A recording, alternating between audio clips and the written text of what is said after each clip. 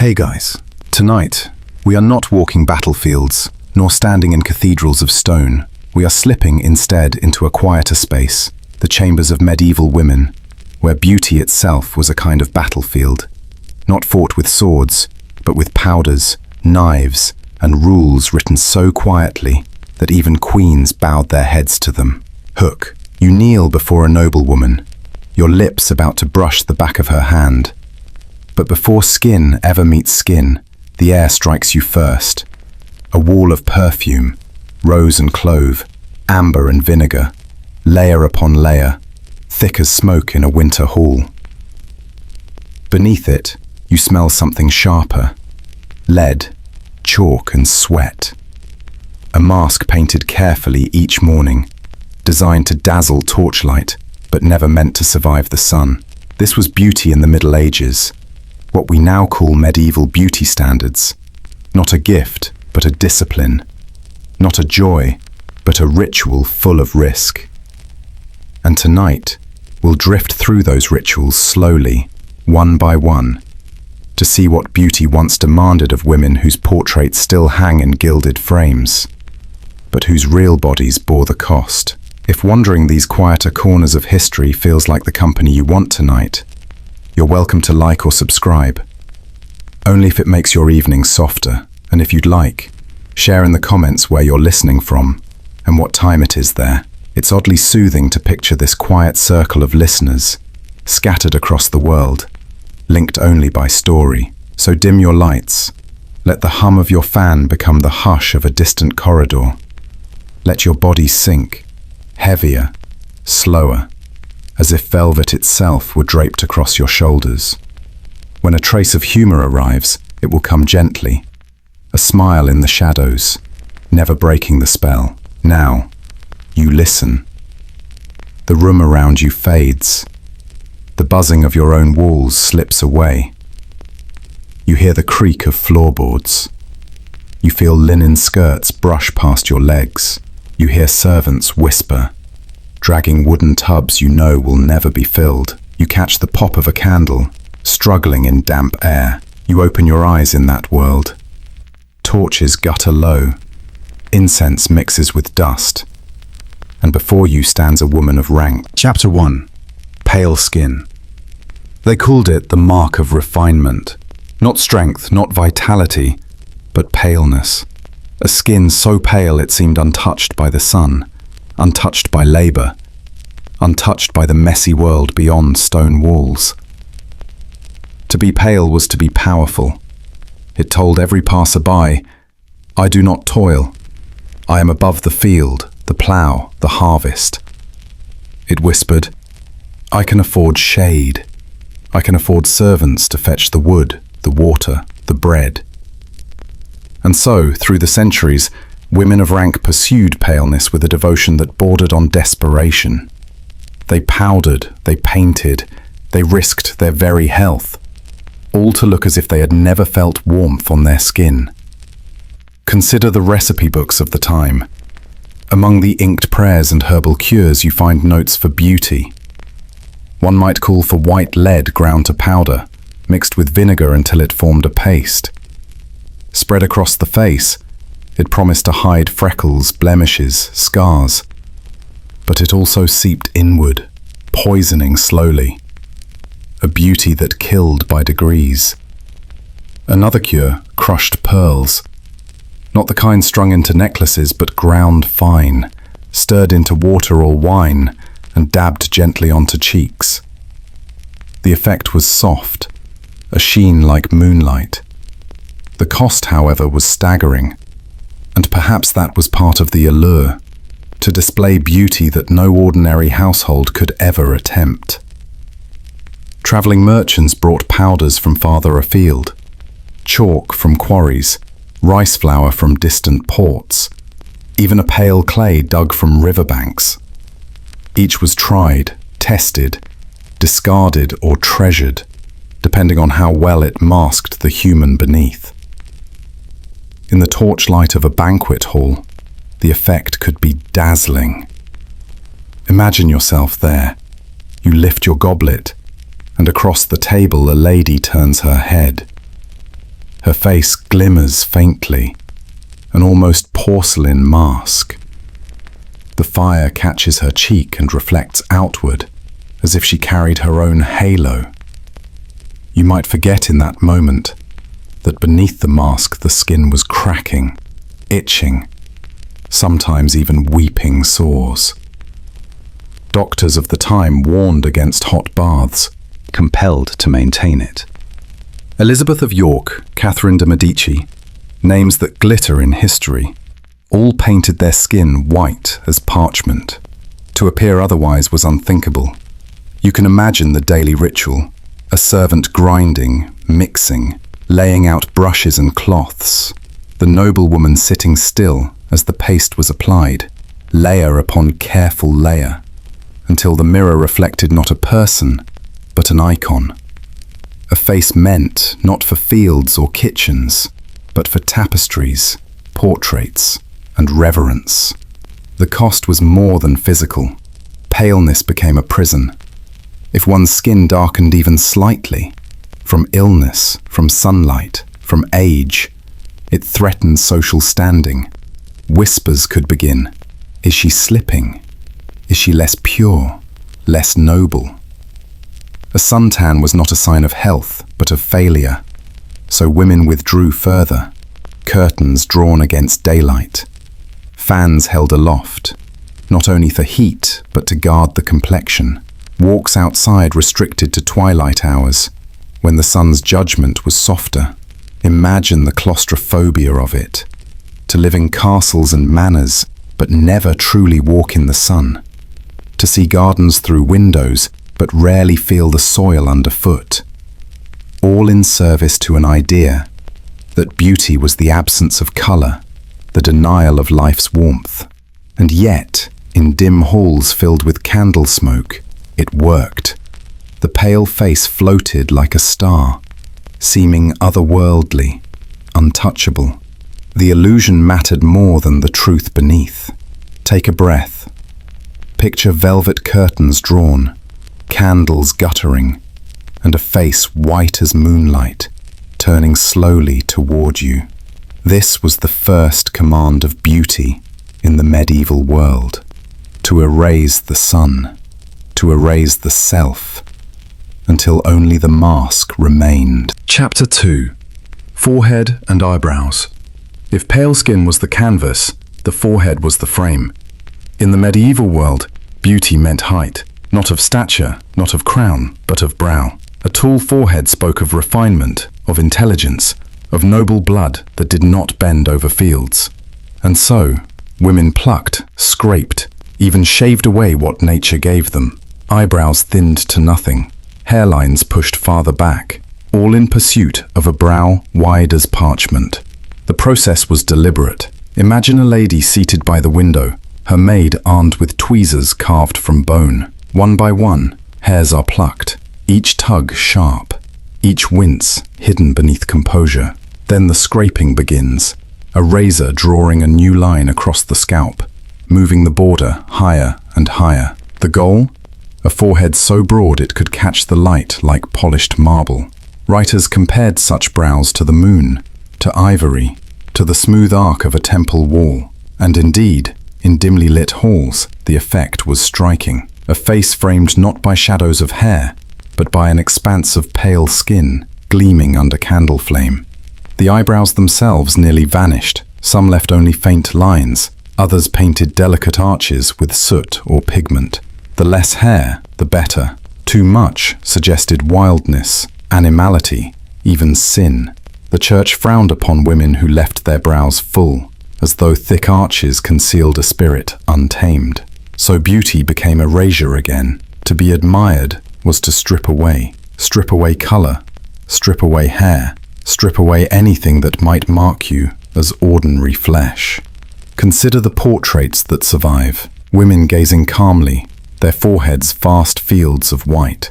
The brows, when visible at all, are faint whispers above the eyes. They look serene, almost holy, as if distance from the natural body brought them closer to heaven. But behind the paint, reality pressed harder. Skin scraped too often grew raw, prone to sores, sometimes permanently scarred. Eyebrows plucked bare rarely grew back, leaving faces forever marked by fashion's cruelty. Yet the practice spread from court to court. French ladies embraced it, Italian nobles perfected it, English queens demanded it. To appear without the highbrow was to risk ridicule. Queens ignored them.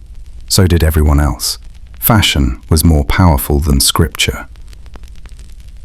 Imagine yourself in such a hall. You sit beside a long wooden table, the fire hissing in the hearth. Across from you, a lady lowers her hood. Her forehead gleams pale and high, her brows nearly invisible. Her face seems stretched upward, closer to the painted saints on the wall. You might find it strange, uncanny, or you might feel the pull of fashion too. The silent thought, this is what beauty is meant to be. There were even ointments sold for the purpose, herbal blends to weaken hair at the roots, to make plucking easier, to discourage regrowth. Merchants promised smoother skin, a longer-lasting effect. But many such mixtures burned the flesh, leaving scars, hidden only by layers of powder. And yet, the highbrow held. It became not only a look, but a language. It told the world you belonged to courts, to tapestries, to the sphere of the refined. It told others you could afford to erase, to reshape yourself daily. Even today, when you walk through museums, you see their faces staring back from canvas. Broad foreheads, thin brows, pale skin. They seem calm, detached, but behind the stillness was the sting of razors, the ache of plucked flesh, the endless weight of expectation. Outside, the fields ripened, wildflowers thickened in the summer air. Inside, women scraped away hair until their foreheads became fields of emptiness. White, bare, shining under candlelight. Beauty here was not growth, but subtraction. A harvest of absence, repeated day after day, until the body itself bent to fashion's demand. And from that emptiness of brow, attention slid naturally upward, to the hair that crowned the head, and to the veils and headdresses that turned women into living monuments of fashion. Chapter 3. Hair and Headwear. If the forehead was a frame, the hair was the canvas stretched behind it. And yet, in the medieval world, hair was not meant to be seen freely. It was both prized and hidden, celebrated and controlled, a paradox woven strand by strand. For a maiden, long hair was a treasure. Poets praised it endlessly, golden like fields at harvest, black as ravens' wings, soft as flowing silk. A girl's beauty was measured by the length of her hair, by the shine that caught in candlelight, by the braids that fell across her shoulders. But once married, the rules changed. Loose hair became dangerous. It was too wild, too inviting, too suggestive. A respectable woman covered her locks, taming them beneath veils, wimples, or elaborate headdresses. The act of covering hair was not simply modesty, it was a declaration. I belong to a household. I am not free for the gaze of men. And so, layers of linen and silk grew heavier, pressing down not only on the hair, but on the women themselves. Some coverings were simple, a linen veil pinned beneath the chin. Others rose into strange and towering shapes, the hennin of Burgundy, a cone stretching skyward, draped with flowing fabric. It turned the head into a monument, a moving tower of silk and starch. Imagine walking through a drafty hall with a hennin nearly a foot tall, its veil trailing behind you.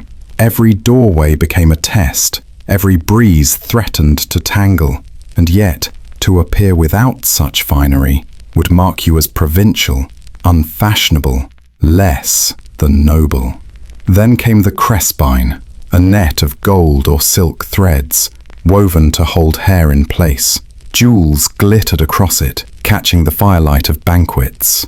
A woman's own hair disappeared, transformed into a display case for wealth. Even queens complained. Margaret of Flanders once sighed in a letter that her headdresses weighed more than her crown, but she still wore them. To go bare was unthinkable. Hair was also scented, doused in rose water, sometimes in oils pressed from lavender or sage. The smell lingered, masking the truth of unwashed strands. For bathing was courts. In portraits we see the division clearly. Nobles with towering hennons, veils that fall like waterfalls. Peasants with hair tucked close, faces shadowed by simple kerchiefs. And always the silent message: hair is not merely hair. It is status, obedience, burden. Consider how heavy it must have been. A woman standing in church, her neck aching beneath a structure of wire and linen, her breath warm behind layers of cloth. The candle smoke blurs the air. The hymn rises, and she wonders just for a moment if beauty is worth this weight. For in the medieval world, hair was both crown and chain. It lifted a woman in admiration, but it also bound her in expectation. It could dazzle across a banquet hall, yet suffocate in daily life. And if you listen closely, in those old painted rooms, among tapestries that smell of dust and time, you may still hear the rustle of veils shifting, the faint snap of pins biting into scalp, the sigh of a woman adjusting her hennin before stepping once more into the theatre of beauty. The tale of hair and headwear drifts quietly to an end, but fashion never rests. One ritual of display led into another. One burden of beauty gave birth to the next. And so, as we leave the weight of veils and jeweled nets behind, we turn slowly toward the body itself, to scents, to powders, to the ways skin was forced to speak what words could not. The story of beauty continues, changing shape, but never loosening its grip. Chapter 4. Perfume and Scents. If hair was a crown, then scent was the invisible halo. In the medieval world, where water was feared as much as filth, cleanliness was not measured by baths, but by fragrance. Perfume became the disguise of choice, masking the truth of sweat, soot, and sickness. Rosewater was everywhere. Distilled in copper vessels, it was sprinkled on garments, dabbed on the skin, even poured across banquet floors so that every step released a soft sweetness. Nobles carried pomanders, small orbs of silver or gold, pierced with holes, filled with clove, cinnamon, musk. They swung from belts, from rosaries, from chains at the wrist. With each movement, a faint cloud rose, a protection against not only stench, but disease itself. Doctors believed foul smells bred illness. Miasma, they called it. The idea that plague rode on the back of odor, and so perfume was medicine. A lady clutching her pomander at a crowded feast was not only guarding her reputation, she believed she was guarding her life. Men joined this ritual too. Chroniclers note bishops drenched in spice waters, knights anointed with herbs before battle, even kings rubbing their beards with crushed violets to soften the smell of iron and sweat. But perfumes were not equal. Roses and lavender belonged to courts. Garlic, sage and vinegar clung to peasants. What one class called fragrance, another called necessity. Still, scent marked every chamber. Walk through a noble hall and the air swells with incense from distant lands. Frankincense, myrrh, ambergris drawn from the sea. Step into a peasant hut, and smoke from the hearth masks the bodies within. Both worlds stank in their own ways. Both worlds tried to sweeten the truth. Powders added to the effect. Ground iris roots scattered through linen. Cloves sewn into pillows. Even hair combed with oils so thick it gleamed in candlelight, but left the scalp crawling with lice. To visit a medieval street was to walk through a storm of odors. Fish drying on boards, horses sweating in their tack, chamber pots emptied into gutters, and above it all, the sharp sweetness of perfume, like lace anchor. Imagine it now, a torchlit hall, a hush before the feast begins, the air thick with smoke from the hearth, with sweat from bodies pressed shoulder to shoulder. And then the brush of rosewater drifting past, a breath of violets, a tremor of clove. For one heartbeat, the hall feels less heavy, the world less cruel. Perfume could not stop plague. It could not clean filth, but it could make life feel, for a fleeting moment, bearable. Perfume fades. Always it fades. What begins as rose ends as ash. What begins as sweetness slips back into smoke. And in that fading, we glimpse the truth of beauty in the medieval world. Never permanent, always strained, always costly. Yet even as the scents dissolve, another layer waits beneath. The powders, the paints, the quiet poisons pressed into skin in pursuit of grace. We move toward them now, not with haste, but with the slow drift of fragrance itself, lingering as it vanishes. Chapter 5. Cosmetics and Paint. If pale skin was the canvas, then cosmetics were the brush, but the brush did not heal, it harmed. Medieval beauty did not shy from danger, it embraced it, dabbed it on cheeks, spread it across lips, brushed it into brows. The pursuit of perfection meant chasing powders that glittered but poisoned. The most prized of all was white lead. Ground into fine powder, mixed with vinegar or water, it became the paste called ceruse. Women smeared it across their faces until the skin gleamed too smooth, too pale, too flawless to be natural. And under the mask, the real skin burned, cracked, slowly withered.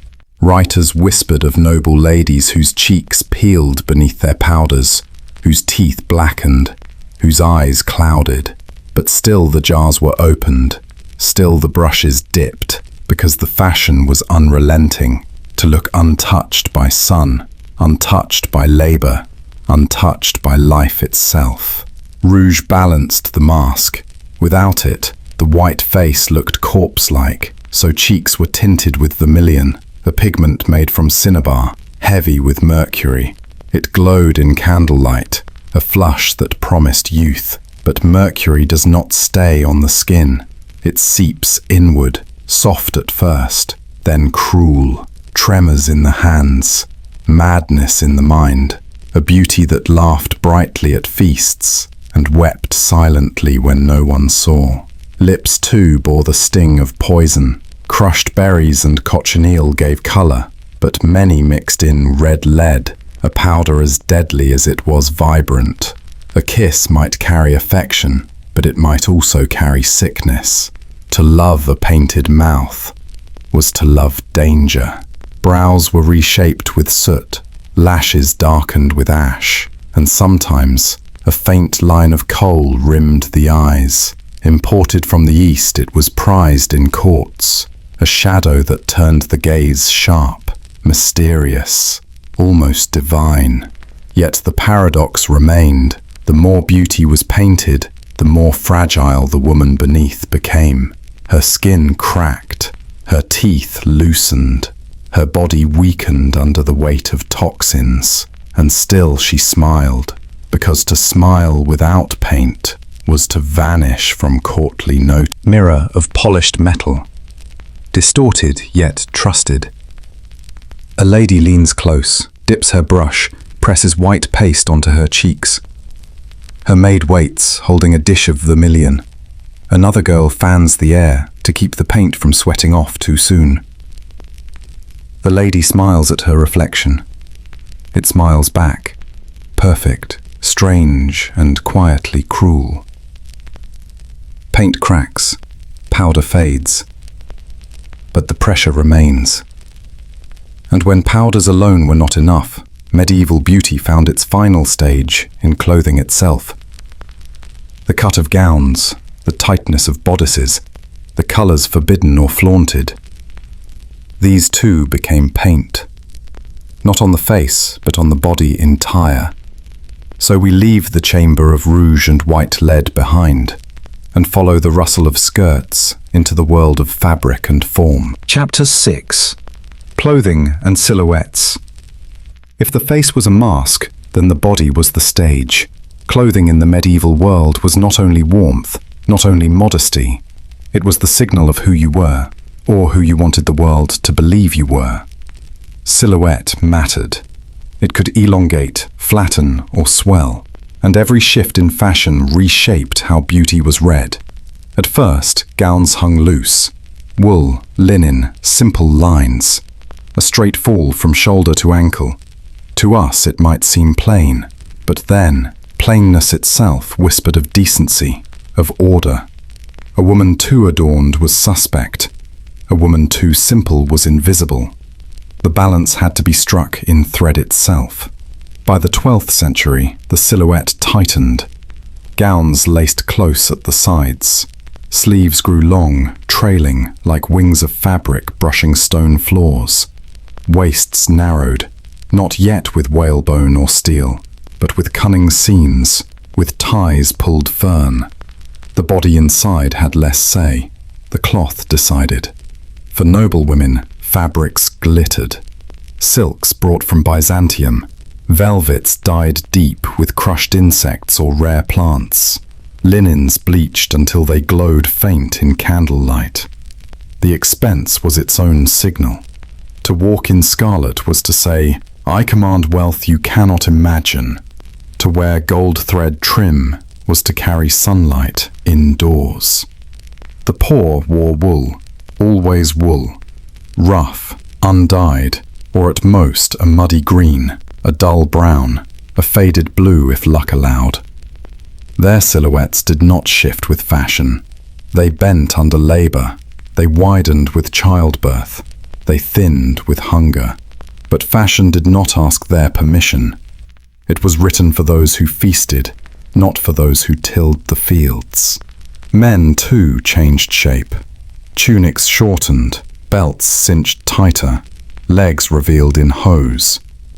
A man's calves became statements, his shoulders broadened by cut of cloth. To show muscle under fabric was power. To hide body in long robes was wisdom. Every thread carried message. But women bore the heavier stage. The tighter the bodice, the higher the social station. The longer the train of fabric behind, the more servants. Shallow breaths.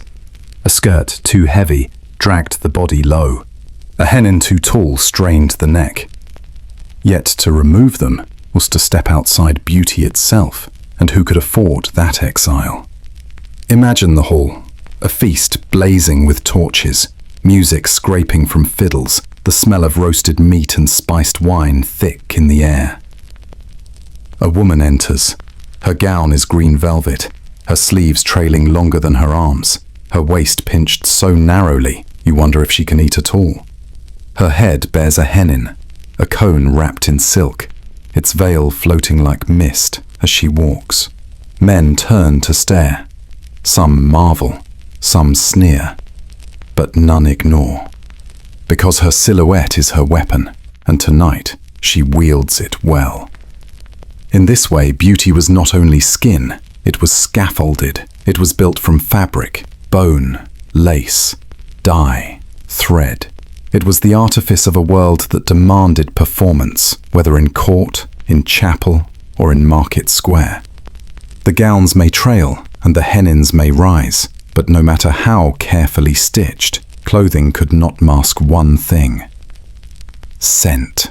And in a world where water was feared and baths scarce, perfume became its own armor.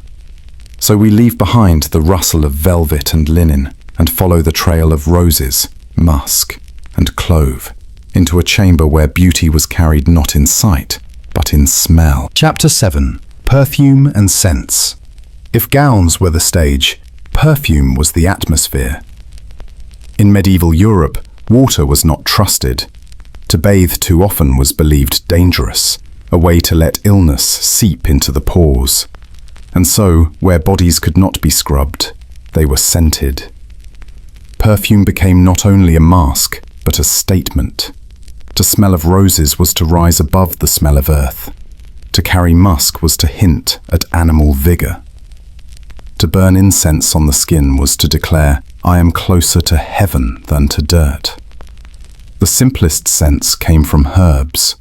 Sachets of lavender or rosemary were tucked into gowns. Petals were crushed into oils and rubbed on the wrists. Cloves were chewed, not only for the breath, but for the faint aura of spice they left behind.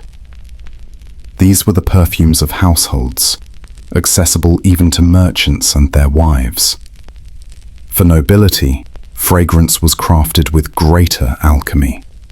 Imported resins, frankincense from Arabia, myrrh from distant Africa, were ground, boiled, distilled into oils. Ambergris, scraped from the belly of a whale, was prized for its strange sweetness, its ability to make scents linger longer. A drop on the neck, and the aroma followed you for days. Pomanders became fashionable, small hollow orbs of silver or gold, pierced with patterns, filled with herbs, musk or resin.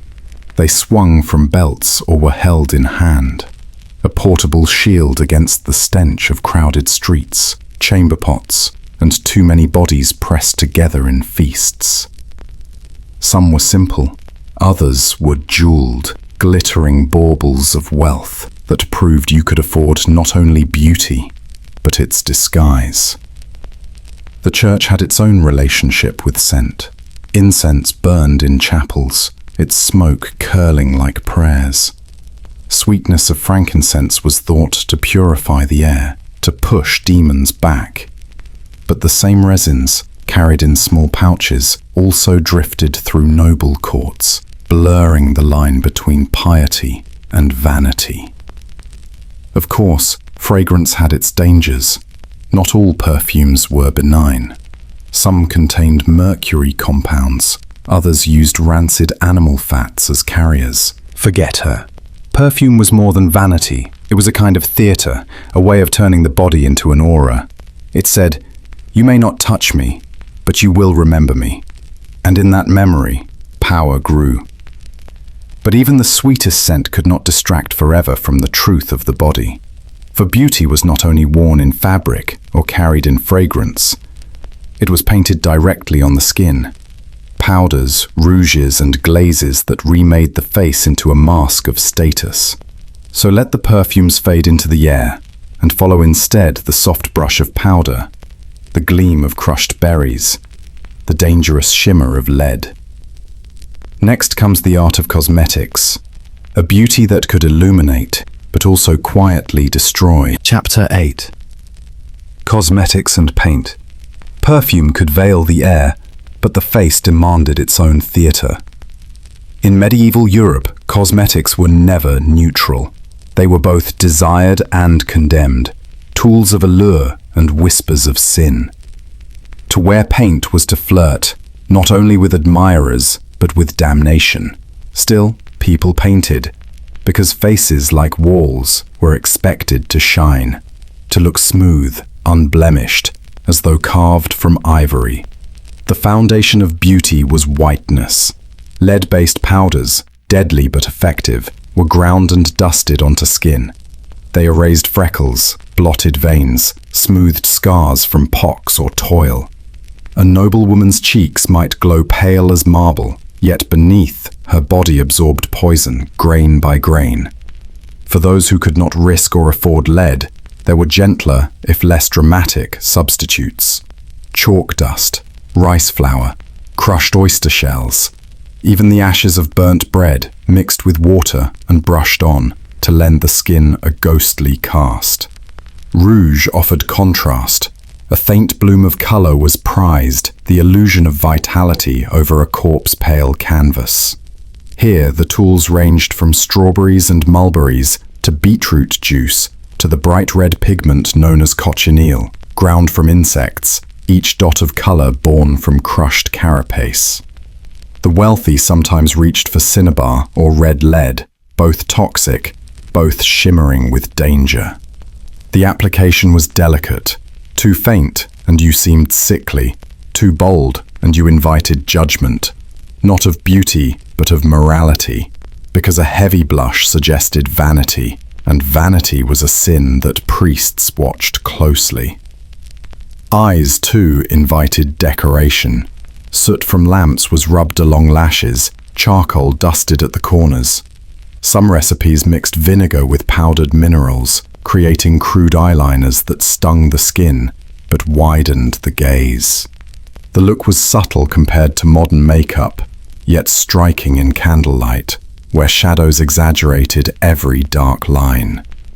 Lips were tinted, sometimes with wine sediment, sometimes with crushed berries. The goal was never a full scarlet mouth. That would have seemed brazen, indecent. Instead, just enough color to face God had given you was to mock his design. But sermons rarely changed fashion. At most, they drove it underground.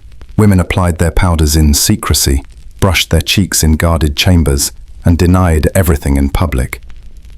If asked why they glowed, they answered simply, "The air was kind today."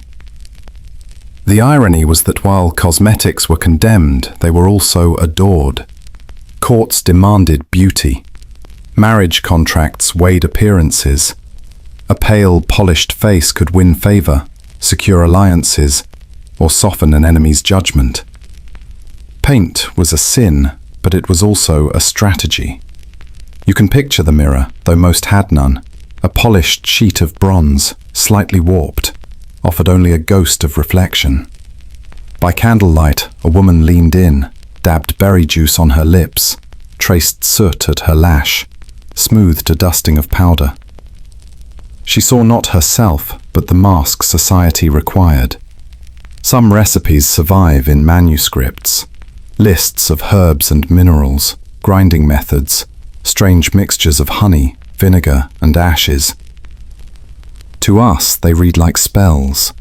And in a way they were, because each face, once painted, was transformed into a charm, a talisman that could open doors, turn glances, win power. Yet the cost was always there. Skin scarred, hair thinned, bodies weakened under toxins. And still they painted, because without the mask, one risked invisibility, and invisibility was worse than poison. But faces were not the only canvases.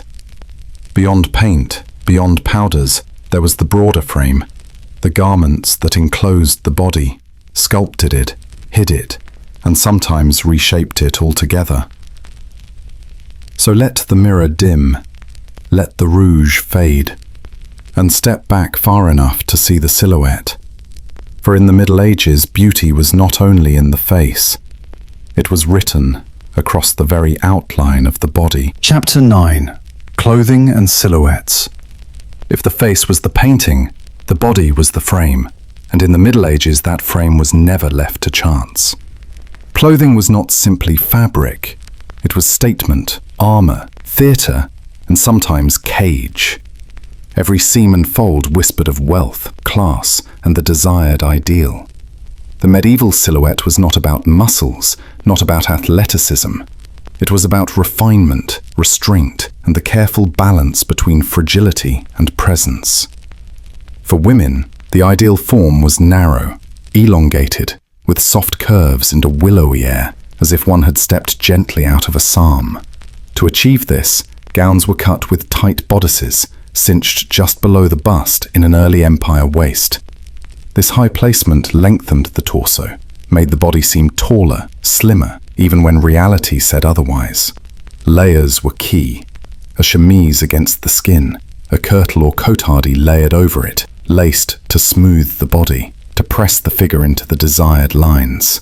And over that, surcoats, gowns, mantles, each fabric more ornate than the last, each seam drawing the eye toward height, not breadth. Color mattered. Deep reds, blues, and purples signaled wealth. Dyestuffs were expensive, imported from distant lands, and wearing them was as much a statement of connections as of taste.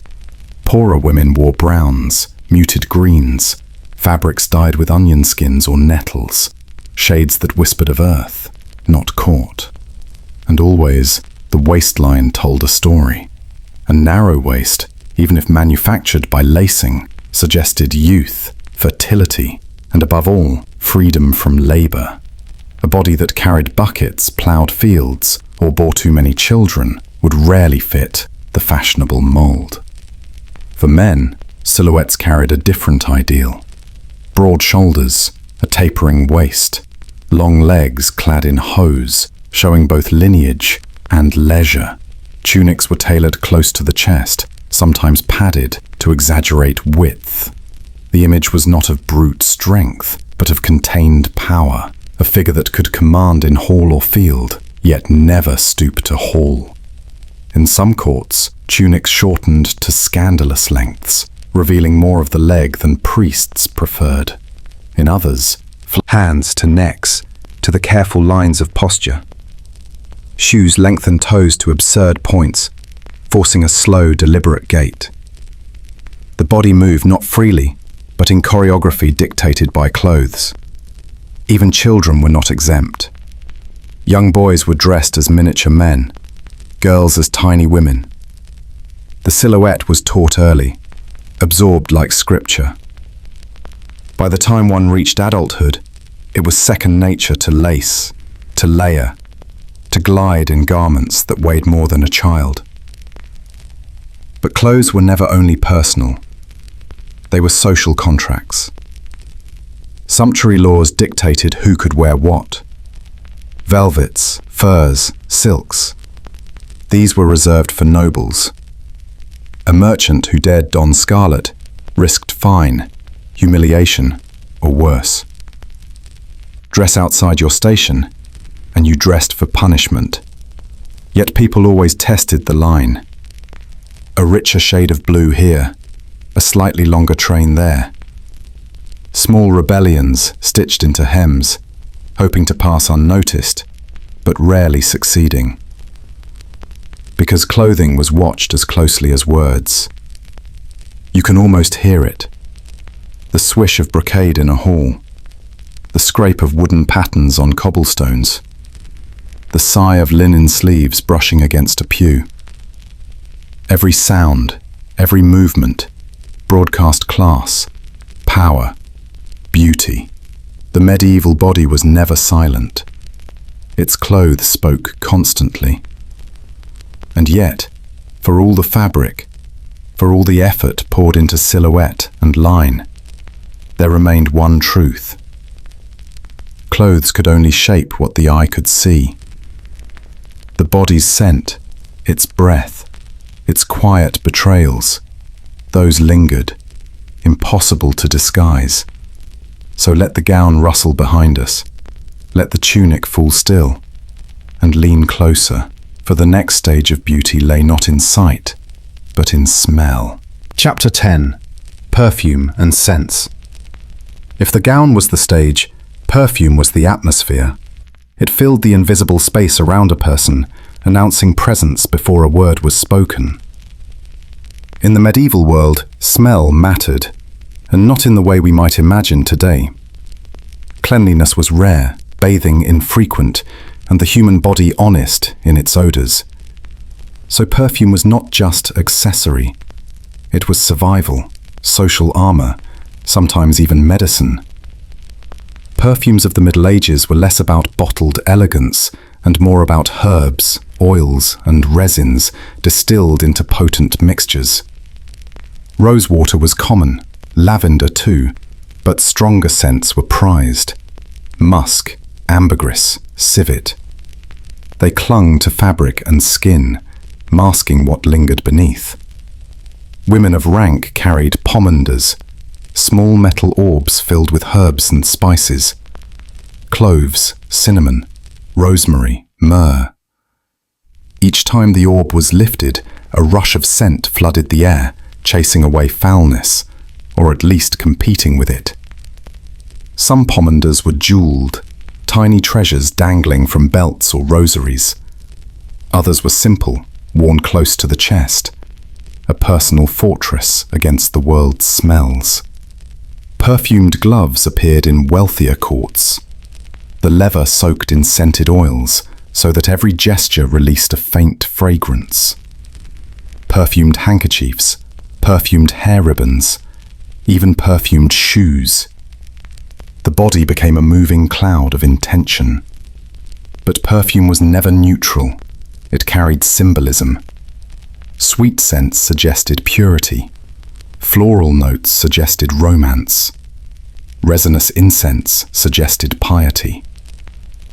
A woman who smelled of roses was signaling more than preference. She was signaling identity. Not all scents were chosen, of course. Incense burned in churches, infusing hair and garments. Kitchen smoke seeped into wool, marking the difference between noble and servant. To smell of garlic and onions was to smell of poverty. To smell of frankincense was to smell of power. Medical theory also played a role. Physicians believed foul air carried disease, and perfume could ward it off. During outbreaks of plague, people clutched pomanders, stuffed herbs and brocade. Perfume softened the press of bodies. In bedchambers, perfume mingled with candle smoke and sighs, marking intimacy with invisible memory. You can almost sense it now. The clove of a pomander swung open, the sharp bite of rosemary crushed in a hand, the faint sweetness of violets pressed into linen. Scent is fleeting, but in the Middle Ages, it was power, in a world that had few ways to hide, and so the air itself became part of beauty, an unseen cloak draped around the body. But scents faded, candles guttered, and smoke drifted out the window.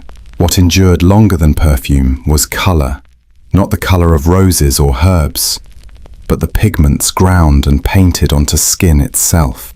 To move closer, we must look not at the air, but at the face. Chapter 11. Cosmetics and Paint. If perfume shaped the air, cosmetics shaped the face. And in the medieval imagination, the face was more than skin. It was a canvas where virtue, health, and status were painted for the world to see. White skin remained the foundation. Paleness was not only fashionable, it was moralized. It suggested purity, delicacy, the absence of labor. To achieve it, women turned to powders.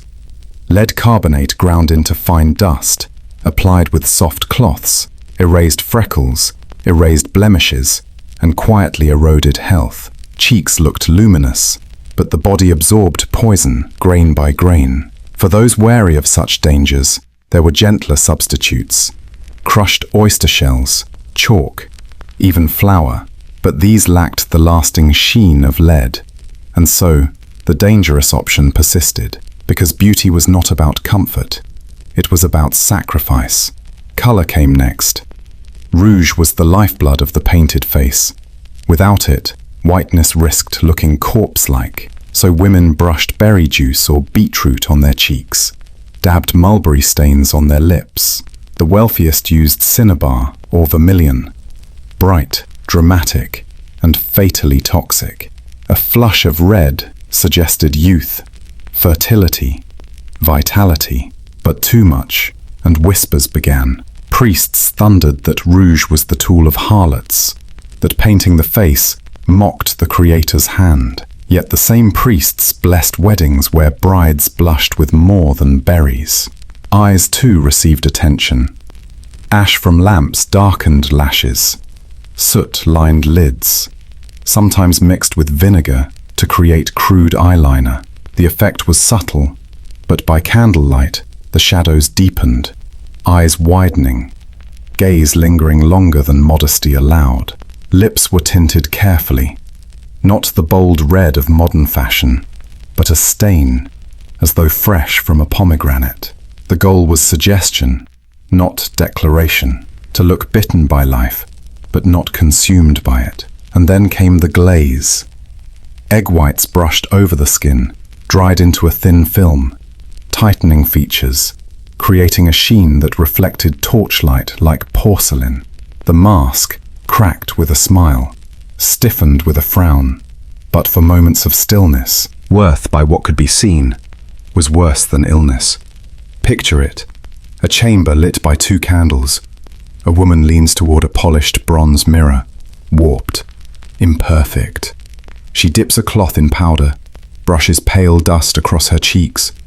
She dabs berry stain on her lips. She tilts her head, watching the light strike just so. She knows the mask will crack by morning. She knows her skin will pay the price. But for tonight, she glows, and when she enters the hall, whispers follow. Some admire, some condemn.